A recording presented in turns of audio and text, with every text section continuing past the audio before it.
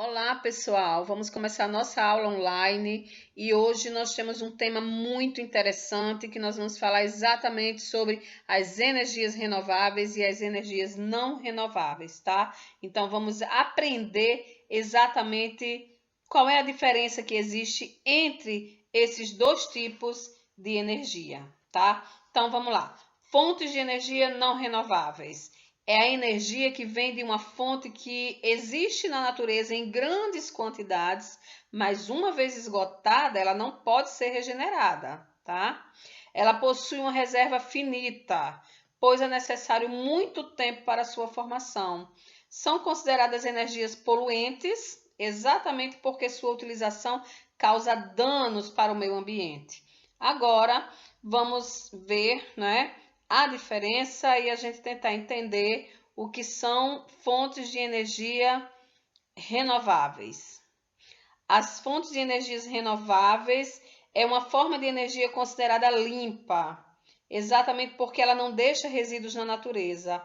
Ela é proveniente de fontes que se regeneram, sendo espontaneamente ou através da intervenção humana. Continuando nossa aula, gente, olha só.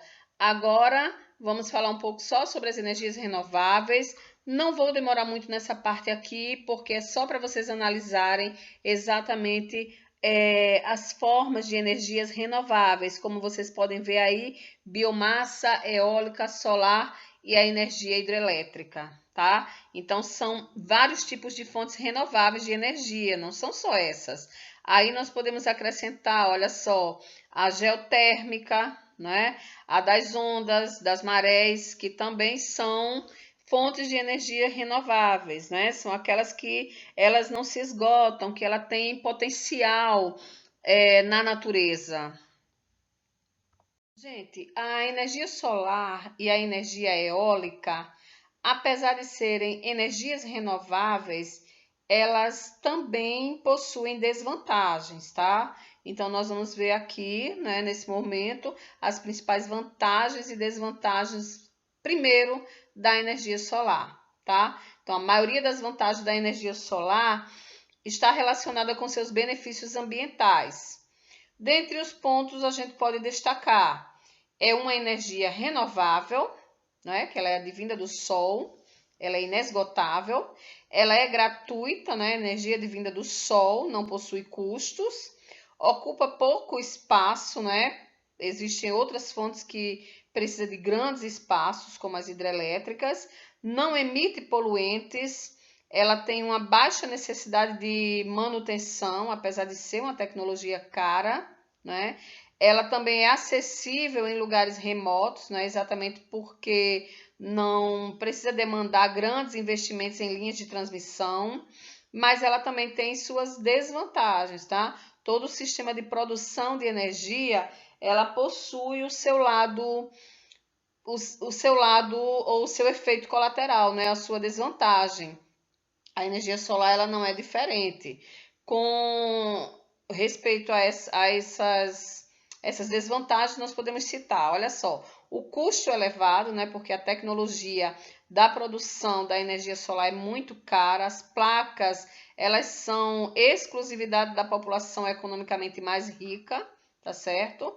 Aí temos a dependência climática, porque existem variações climáticas que terminam interferindo na produção de eletricidade, a baixa capacidade de armazenamento e também o baixo rendimento, né? Os painéis e usinas solares de tecnologia fotoelétrica ou fotovoltaicas, elas possuem uma capacidade de rendimento muito baixa, tá? Aí agora nós vamos ver um pouquinho sobre as vantagens e as desvantagens da energia eólica, tá? Então, vantagens. Não emite poluentes sobre a atmosfera, é uma fonte de energia barata, não é? Ela se torna evidente quando compararmos a estrutura, por exemplo, de uma hidrelétrica, tá? Ela também é inesgotável, né? Então é uma energia renovável. Já seus pontos negativos nós podemos citar a poluição sonora e visual produzida pelos aerogeradores, A irregularidade dos ventos, que também pode comprometer a geração de energia elétrica. E também, por algum motivo ainda desconhecido, existe a presença dos aerogeradores que termina modificando naquele ambiente a migração das aves, além também do choque dessas aves, de animais, né, que eles terminam se chocando com as pás dos aerogeradores. Olha, agora vamos falar um pouquinho sobre a energia geotérmica e hidrelétrica, que também são fontes de energias renováveis, tá? Então, a energia geotérmica é um processo de aproveitamento onde se faz grandes perfurações no solo, visto que o calor no nosso planeta existe numa parte abaixo da superfície da Terra, né? Então, para vocês entenderem, a palavra geotérmica é formada pelos termos geo e terme, que significa terra e temperatura, tá? Então, esse recurso energético ele é obtido por meio das rochas quentes e através do vapor quente que é proveniente do interior da Terra. A energia geotérmica ela vem há muito tempo sendo explorada e ela é bastante utilizada pelas pessoas, né? Antigamente se utilizava muito para tomar banho, né? Os povos antigos para tomar banho, cozinhar alimentos, né? Que eram exatamente chamadas de fontes termais. Mas atualmente ela é produzida nas centrais geotérmicas, onde ela é transformada em energia elétrica. Agora vamos falar um pouquinho sobre as hidrelétricas, né? Lembrando, gente, que a energia hidrelétricas, elas têm muitas desvantagens, né? Ela tem suas vantagens e tem suas desvantagens, certo? Olha só que interessante. As hidrelétricas, né, são, digamos assim, o uso de fontes renováveis, né? Uma vez que a água é considerada como uma fonte renovável, ela também viabiliza o uso de outras fontes renováveis, né? Ou seja, existe a capacidade de armazenar até mesmo outras modalidades, né? Como, por exemplo, é o caso da energia eólica e solar. Na poluição do ar, né, as hidrelétricas elas praticamente não produzem poluentes, né, elas não lançam poluentes na atmosfera, né? Outra coisa é que elas auxiliam no combate das mudanças climáticas. Os reservatórios elas coletam água das chuvas, considerada potável e que pode ser também reutilizada para o consumo humano, e até mesmo as pessoas costumam utilizar, né, a população ribeirinha nas regiões costuma utilizar para irrigação das lavouras, tá? As hidrelétricas elas trazem também, além da capacidade de desenvolver a energia hidrelétrica, ela é limpa e ela também é barata, não é? São consideradas como meios pelos quais é possível se alcançar o desenvolvimento sustentável, ou seja, utilizar o que é necessário sem desperdiçar a matéria-prima.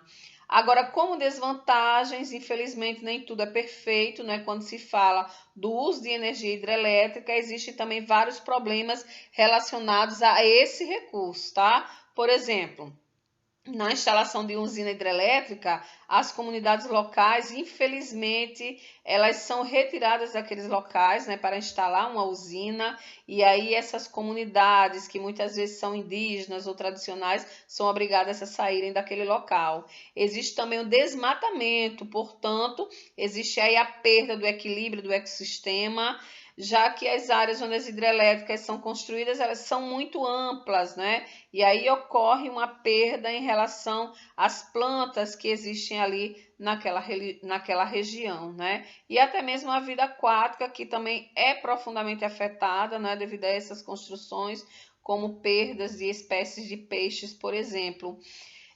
Outro problema é a mudança do clima local, né? Uma vez que o reservatório vai concentrar uma ampla quantidade de água e aí vai aumentar a transpiração nos locais onde as hidrelétricas estão instaladas, e aí podem ser alterados os regimes das chuvas na região e pode até mesmo modificar o clima, a temperatura daquele lugar.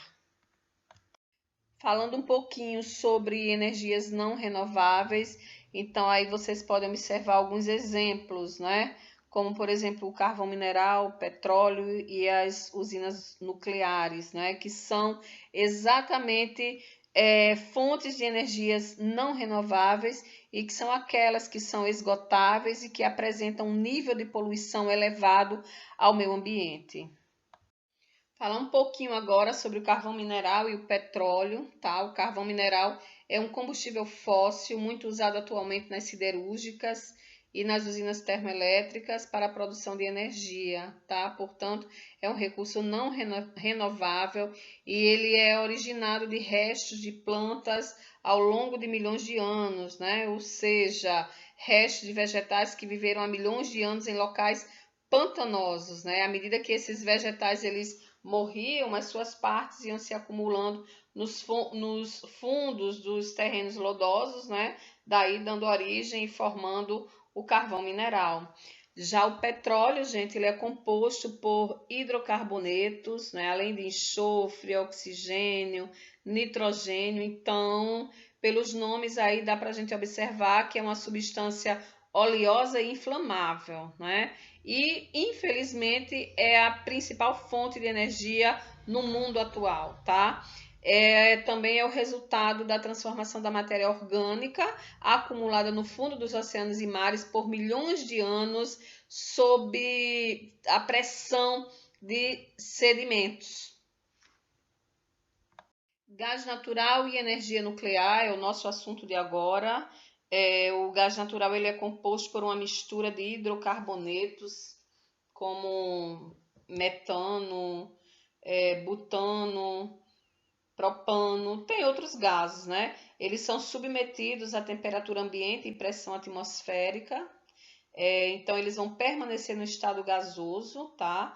Mas é uma fonte de energia encontrada na natureza em duas formas distintas, né? Ele pode ser obtido em jazidas e através da queima da biomassa, né? Como por exemplo o bagaço da cana-de-açúcar. Ele é encontrado em jazidas normalmente associadas ao petróleo, tá? Não podemos esquecer disso.